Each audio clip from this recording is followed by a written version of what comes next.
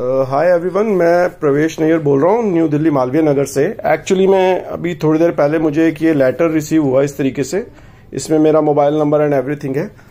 इसमें ये मीशू कंपनी का था। मीशू कंपनी से मैंने बात करी थी, वो लोग इस तरीके का कोई लेटर नहीं भेज रहे किसी को। और ये एक स्क्रैच कार्ड इन्होंने भेजा था जिसमें मारुति स्विफ्ट वगैरह इन्होंने निकाली हुई थी। खैर, मुझे शुरू से ही फील हो रहा था कि ये स्कैम है, क्योंकि इसमें QR कोड भी दे रखा था। इसको स्कैन करते ही आपका जो है वो ऐप जो है वो उसको हैक कर लेगी। गूगल पे एंड ऑल दैट हैक हो जाएंगे। प्लीज़ मत कीजिएगा, मैंने भी नहीं किया।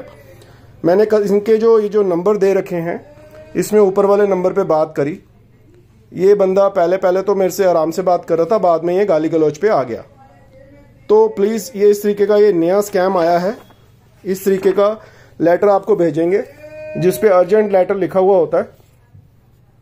ये इसको प्लीज़ स्प्रेड कर दीजिए। इस तरीके की चीज़ें हो रही हैं। किसी भी तरह से आपका अकाउंट खाली करने के नए नए तरीके हैं। तो मैं यही आपको बोलूँगा कि प्लीज़ इसको बिल्कुल भी स्कैन मत कीजिएगा।